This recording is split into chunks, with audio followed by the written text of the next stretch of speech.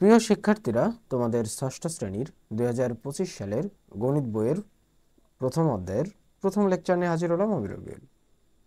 এই লেকচারে বইয়ের 1 নম্বর পৃষ্ঠা থেকে 3 নম্বর পৃষ্ঠা পর্যন্ত আলোচনা করা হবে। তো চলো লেকচারটা শুরু করা যাক। তো দেখো, প্রথমেই রয়েছে প্রথম অধ্যায়।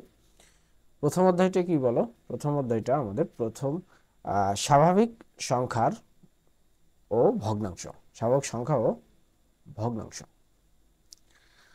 এখানে বলছে, দেখো, প্রাচীন মানুষ বিভিন্ন বস্তু বা জিনিস গণনা করতে গিয়ে প্রথমে সংখ্যার ধারণা পেয়েছিল। প্রাচীনকালে মানুষ বিভিন্ন বস্তু বা জিনিস গণনা করতে গিয়ে এই আসলে প্রথম সংখ্যার ধারণাটা পাই। দেখো, বলছে যে প্রথম দিকে কম সংখ্যক বস্তু গুনতে হতো, কিন্তু সভ্যতা বিকাশের সাথে সাথে বেশি সংখ্যক জিনিস হিসাবের প্রয়োজন দেখা দেয়। মানে সভ্যতা বৃদ্ধির সাথে সাথে বা বিকাশের সঙ্গে সঙ্গে বেশি সংখ্যক জিনিস হিসাবের প্রয়োজন দেখা দেয়। সেখান থেকেই নানা রকম প্রতীক ও পদ্ধতির মাধ্যমে মানুষ গণনা আরো সহজ ও কার্যকর উপায় খুঁজে বের করে। মানে সেখান থেকে মূলত আরো সহজ এবং কার্যকর উপায় খুঁজে বের করে সে প্রাচীন মানুষগুলো। যেহেতু সংখ্যাগুলো গণনার প্রয়োজনে সৃষ্টি হয়েছিল, তাই এগুলোকে গণনাকারী বা স্বাভাবিক সংখ্যা বা ন্যাচারাল নাম্বার বলা হয়। যেমন 1, 2, 3, 4, 5, 6, 7, 8 ইত্যাদি। এখানে দেখো সংজ্ঞা দেওয়া আছে, এই স্বাভাবিক সংখ্যা বা প্রাকৃতিক সংখ্যা কাকে বলা হয়। দেখো, বলছে যে প্রাচীনকালে মানুষ বিভিন্ন বস্তু জিনিস গণনা করতে গিয়ে যেসব সংখ্যা সৃষ্টি করেছিল তাদেরকে গণনাকারী বা স্বাভাবিক বা প্রাকৃতিক সংখ্যা বলা হয়। সেই সংখ্যাগুলো কি কি?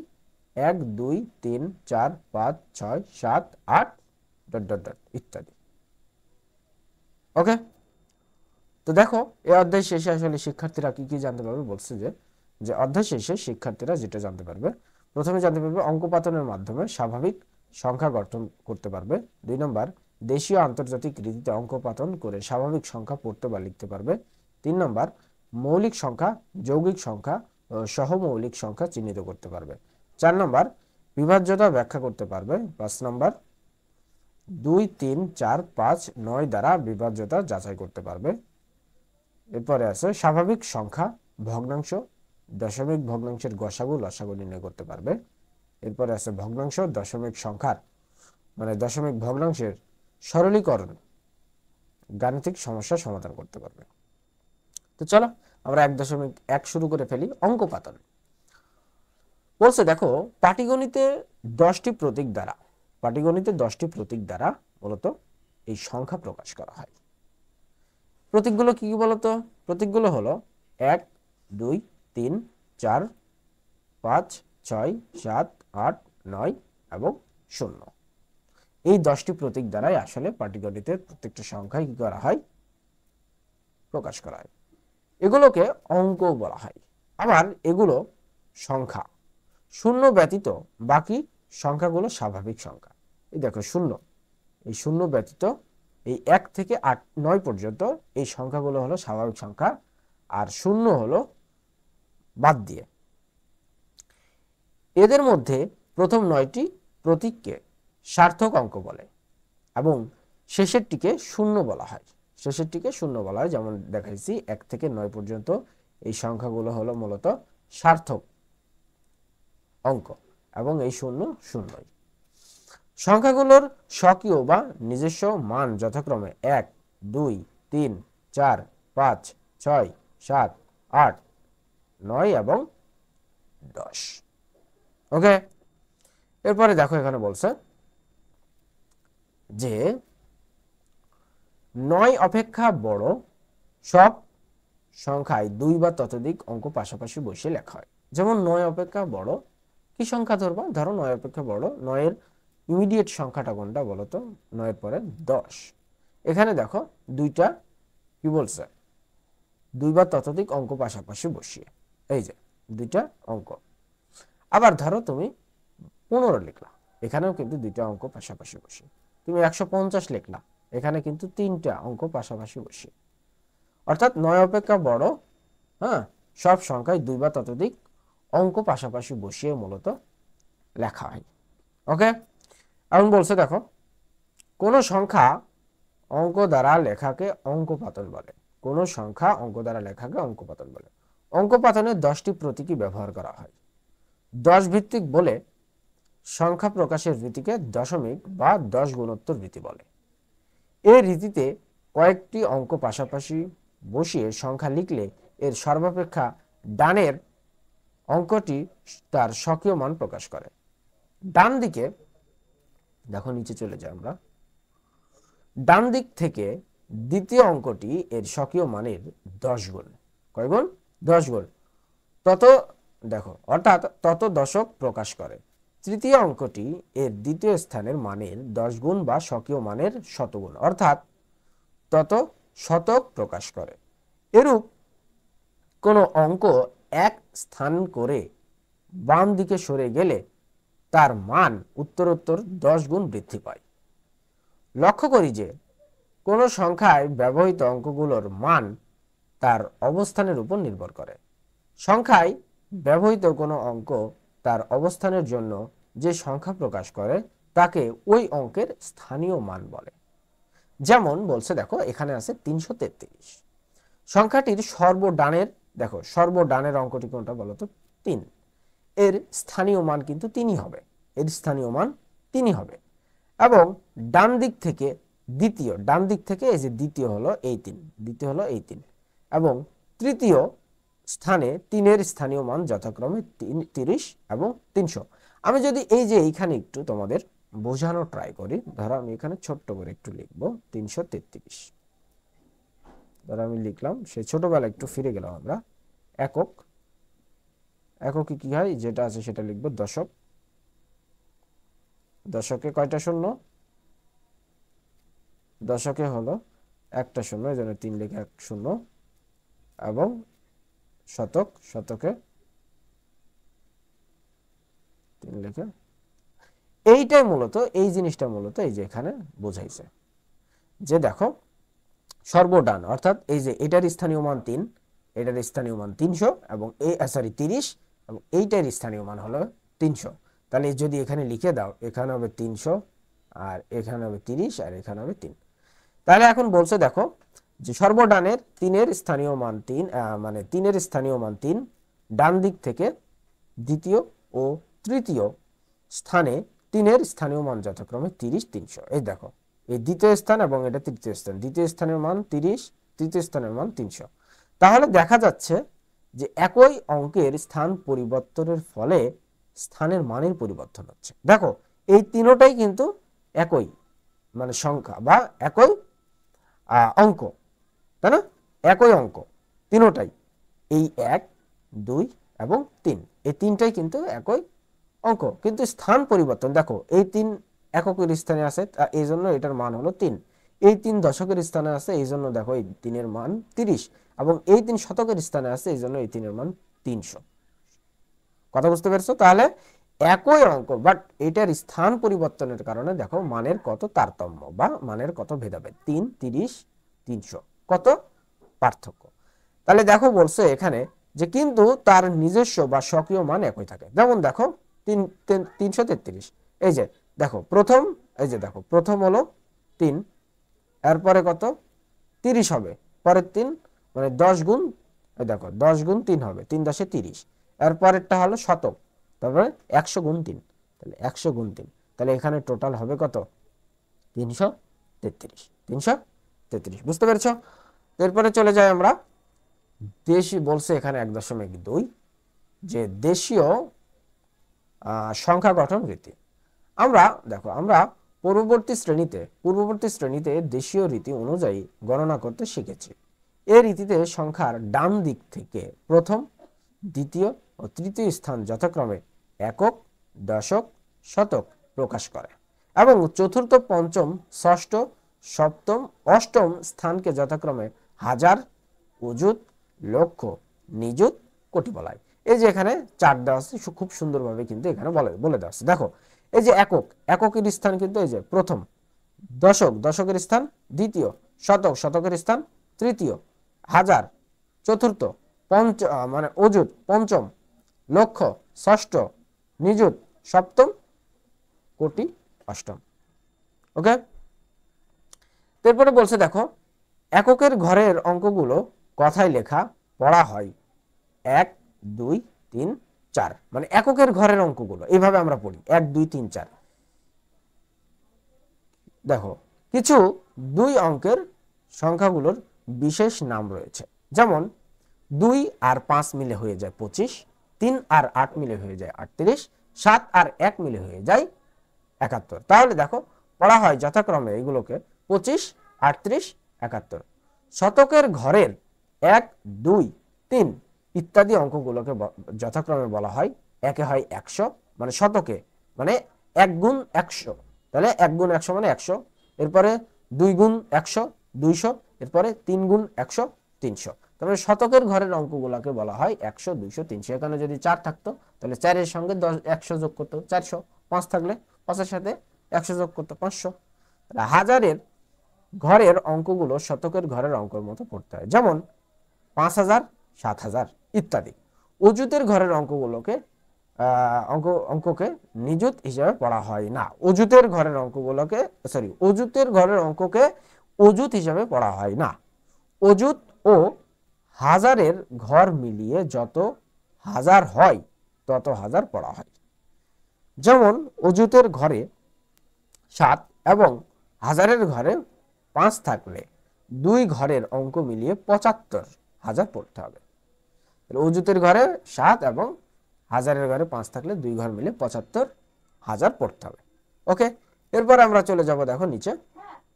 এখানে বলছে দেখো যে নিযুত ও লক্ষের ঘর মিলিয়ে যত লক্ষ হয় তত লক্ষ হিসেবে পড়া হয়। যেমন নিযুতের ঘরে 8 এবং লক্ষের ঘরে আছে 3, তাহলে 8 আর 3 কত? 8 আর 3 কত? 83। তাহলে দেখো বলছে 2 ঘরের অঙ্ক মিলিয়ে 83 লক্ষ পড়া হয়। তাহলে নিযুতের ঘরে আছে 8 এবং লক্ষের ঘরে আছে 3, তাহলে 8 আর 3 মিলে কত হয়? 83। এই জন্য এটাকে 83 লক্ষ পড়া হয়। কোটির ঘরের অঙ্ককে কোটি বলে পড়া হয়। দেখো কোটির ঘরের অঙ্ক, কোটির ঘরের বাম দিকের সব ঘরের অঙ্কগুলোকে কোটির ঘরের সাথে মিলিয়ে যত কোটি হয় তত কোটি পড়া হয়। যেমন 4 বা ততোধিক অঙ্কে লিখিত সংখ্যা সহজে ও শুদ্ধভাবে পড়ার জন্য কমা ব্যবহার করা হয়। এক্ষেত্রে যে কোনো সংখ্যার ডান দিক থেকে 3 অঙ্ক পরে, মানে 3 অঙ্ক পরে একটি কমা, এরপর 2 অঙ্ক পরে, মানে 2 অঙ্ক পর পর কমা ব্যবহার করা হয়। ওকে, এরপরে দেখো উদাহরণ 1 আছে। দেখো কমা বসে কথায় লেখো। তাহলে এখানে প্রথমে বলছে দেখো, প্রথমে এখানে ভালো করে বলবা 3 অঙ্ক পরে একটি কমা। তাহলে প্রথমে ডান দিক থেকে, তাহলে ডান দিক কোন দিক? এই যে দিক, ডান দিক এই দিক, তাহলে এই দিক থেকে 3 ঘর পরে একটা কমা। তাহলে 3 ঘর পর কোনটা? এই যে 1 2 3, এই যে এখানে একটি কমা হবে, এখানে একটি কমা হবে। এরপরে বলছে 2 ঘর পর পর কমা ব্যবহার করে, তারপরে 2 ঘর, এই যে 47 এর এখানে মানে 4 এর সামনে একটা কমা, 7 এর সামনে একটা কমা, শেষ। দেখো 2 ঘর, প্রথমে 3 ঘর পর কমা, এরপরে 2 ঘর পর, প্রতি 2 ঘর পর পর কমা। এখানে দেখো সমাধান দেওয়া আছে। সংখ্যাটির ডান দিক থেকে 3 ঘর পরে কমা, এরপর 2 ঘর পর পর কমা বসালে আমরা পাই। এই যে দেখো আমি যেটা করে দিছি বলতো এটাই। দেখো 3 ঘর 2 ঘর 2 ঘর 2 ঘর, দেখো প্রথমে 3 ঘর পরে একটা কমা, এরপরে 47 এর এখানে একটা কমা, এখানে 75 এর পরে একটা কমা এবং 98। যদিও আমি কমাটা উল্টো ভাবে দিছি জাস্ট তোমাদের বোঝার জন্য, ঠিক আছে। এখন কোটির ঘরের 2টি অঙ্ক মিলিয়ে 98, নিযুত ও লক্ষের ঘরের 2টি অঙ্ক মিলিয়ে 75। তাহলে কোটির ঘরের 2টি অঙ্ক মিলিয়ে 98, নিযুত ও লক্ষের ঘর মিলিয়ে 75, অযুত ও হাজারের ঘর মিলিয়ে 47, শতকের ঘর মিলিয়ে 3, দশকের ঘর মিলিয়ে 1 এবং এককের ঘরে 1 অবস্থিত। সুতরাং সংখ্যাটিকে কথায় প্রকাশ করলে হবে 98 কোটি 75 লক্ষ 47,321। ঠিক আছে, এরপরে দেখো উদাহরণ 2। বলছে অঙ্কে লেখো 7,05,90,007। 7,05,90,007। তাহলে দেখো এখানে এই যে এককের ঘরে আছে, এটা দশকের ঘরে আছে, এটা শতকের ঘরে, হাজারের ঘরে, উজুতের ঘরে, নিযুতের ঘরে, সরি লক্ষের ঘরে, নিযুতের ঘরে এবং কোটির ঘরে। তাহলে দেখো কোটির ঘরে, কোটির এই যে দেখো কোটি যেটা আছে, নিযুত আমরা কি জানি, নিযুত আর লক্ষ একসঙ্গে বলতে হবে, উজুত আর হাজার একসঙ্গে বলতে হবে, তাই কি না? নিযুত আর লক্ষ একসঙ্গে বলতে হবে, উজুত আর হাজার একসঙ্গে বলতে হবে। তাহলে আমরা এখানে বলবো 7 কোটি, এখানে কত আছে, এখানে 5 লক্ষ।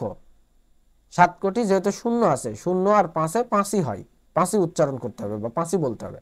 7 মানে 7,05,00,000। আর 9 আর শূন্য হয় যে 90। তাহলে এখানে কিন্তু হাজার উচ্চারণ হবে, এখানে লক্ষ উচ্চারণ হবে। এখানে নিযুত আর লক্ষ মিলে লক্ষ উচ্চারণ হবে, উজুত আর হাজার মিলে হাজার উচ্চারণ হবে। তাহলে 7,05,90,000, 90,007। এখানে যেহেতু শতকের ঘরেও শূন্য, দশকের ঘরেও শূন্য, এই জন্য শুধু 7 আছে, এই জন্য 7। তাহলে 7,05,90,007। ওকে, তাই এখানে বলছে যে কথায় প্রকাশিত সংখ্যাটি অঙ্ক পতনের পরে দেখা যায় যে নিযুত, শতক এবং দশকের ঘরে কোনো অঙ্ক না। এ দেখো বলছে কি, নিযুত শতক, নিযুত শতক, এই দেখো নিযুত, এই নিযুত শতক এবং দশকের ঘরে কোনো অঙ্ক নাই। এই খালি ঘরগুলোতে শূন্য বসিয়ে সংখ্যাটি পাওয়া যায়, এটাই আসলে বুঝেছি। দেখো এই যে এই সংখ্যা 7,05,90,007। এরপরে উদাহরণ 3। উদাহরণ 3 বলছে যে 7 অঙ্কের বৃহত্তম সংখ্যা ও ক্ষুদ্রতম সংখ্যা লেখো। 7 অঙ্কের বৃহত্তম সংখ্যা, তাহলে 7 অঙ্কের বৃহত্তম সংখ্যা কি আমরা জানি, 7টা 9, 7টা 9। তাহলে দেখো বলছে যে এক অঙ্কের বৃহত্তম সংখ্যা হলো খালি 9। এক অঙ্কের বৃহত্তম সংখ্যা একটা নয় বা খালি 9। অঙ্কপাতনের যে কোনো অবস্থানে 9 এর স্থানীয় মান বৃহত্তম হবে। অঙ্কপাতনের যে কোনো অবস্থানে 9 এর মান হবে কি হবে, বৃহত্তম। সুতরাং 7টি 9 পরপর লিখলে 7 অঙ্কের বৃহত্তম সংখ্যা পাওয়া যাবে। 7টি 9 পরপর লিখলে 7 অঙ্কের বৃহত্তম সংখ্যা পাওয়া যাবে। তাহলে এটা কত আসলো 7 অঙ্কের বৃহত্তম সংখ্যা, আমরা একটু হিসাব করি। একক, দশক, শতক, হাজার, উজুত। এই যে দেখো হাজার আর উজুত একসঙ্গে বলবো। এরপরে আছে নিযুত, সরি লক্ষ, নিযুত। তাহলে একক, দশক, শতক, হাজার, উজুত, লক্ষ, নিযুত। তাহলে এখানে কত আছে, এই নিযুত আর লক্ষটা আমরা একসঙ্গে বলবো। তাহলে 99,99,999। 99,99,999। এটা হলো 7 অঙ্কের বৃহত্তম সংখ্যা। আবার দেখো ক্ষুদ্রতম অঙ্ক হলো 0। ক্ষুদ্রতম অঙ্ক হলো 0। পরপর 7টি শূন্য লিখলে সংখ্যাটি শূন্যই থাকে। পরপর 7টি শূন্য যদি লেখা হয়, এরকম ধরো কথার কথা 1 2 3 4 5 6 7। আচ্ছা, এটা দ্বারা কিছু বোঝা যাচ্ছে? পরপর 7টি শূন্য, এই পুরোটার মান শূন্যই, এই পুরোটার মান কি শূন্যই থাকে। সুতরাং সর্ববামে মানে এই যে এখানকার কথা বলছে, এখানকার কথা বলছে, সর্ববামে সার্থক ক্ষুদ্রতম অঙ্ক 1 লিখে। অর্থাৎ এখানে এই শূন্যটা উঠাই দিয়ে, এই শূন্যটা উঠাই দিয়ে এখানে 1 লিখে, হ্যাঁ, ডানে পরপর 6টি শূন্য বসালে ক্ষুদ্রতম সংখ্যা পাওয়া যাবে। দেখো 1 লিখে ডানে পরপর 6টি শূন্য, 1 2 3 4 5 6। তাহলে সর্ববামে একটি এই 1 অঙ্কটি লিখে পরপর পেছনে, হ্যাঁ, ডানে 6টি শূন্য লিখলেই এই ক্ষুদ্রতম সংখ্যাটি পাওয়া যাবে। এখন ধরো আমরা জানি কি এই জিনিসটা কিভাবে বুঝলাম, আমরা জানি হলো 1 থেকে 9 পর্যন্ত এইগুলাকে বলা হয় সার্থক অঙ্ক। এইগুলা হলো সার্থক অঙ্ক, যেটা আমরা একটু আগে পড়ে এসেছি। আর শূন্যকে শূন্যই বলা হয়। এখন আমরা জানি যে 1 থেকে 9 পর্যন্ত এই সার্থক অঙ্কের মধ্যে সব থেকে ছোট কিন্তু 1 থেকে 9 পর্যন্ত, কিন্তু এই 9 এর মধ্যে 1 থেকে 9 এর মধ্যে এই সার্থক অঙ্ক মানে ক্ষুদ্রতম সার্থক অঙ্ক হলো 1। আর শূন্য তো শূন্যই। যেহেতু আমাদের 7টি শূন্য পর পর বসিয়ে কোনো মান পাওয়া যাচ্ছে না, এখন তোমরা বলতে পারো যে স্যার 2 লিখলাম না কেন? কারণ 2 লিখলাম না কারণ এই শূন্যের পরে বলে ইমিডিয়েট সংখ্যাটি হলো বা ক্ষুদ্রতম সংখ্যাটি হলো 9, 1 থেকে 9 এর মধ্যে এই 9 মানে এই 1। এই শূন্যের পরে মানে সার্থক ক্ষুদ্রতম অঙ্ক হলো 1, ইমিডিয়েট অঙ্ক হলো 1 মানে শূন্যের। এই জন্য মূলত এইখানে এই যে সর্ববামে 1 লিখে ডান দিকে পরপর 6টা শূন্য বসানো হচ্ছে। তাহলে নির্ণয় ক্ষুদ্রতম সংখ্যা 1 লিখে পরপর 6টি শূন্য, তাহলে কত হয়? একক, দশক, শতক, হাজার, অযুত, লক্ষ, নিযুত। তাহলে এই দুটাকে একসাথে পড়বো, 10 আছে, তাহলে 10 লক্ষ। তাহলে 7 অঙ্কের ক্ষুদ্রতম সংখ্যা হলো 10 লক্ষ এবং 7 অঙ্কের বৃহত্তম সংখ্যা হলো 99,99,999। ক্লিয়ার? আশা করি লেকচারটি তোমাদের অনেক হেল্প করবে। ধন্যবাদ সবাইকে।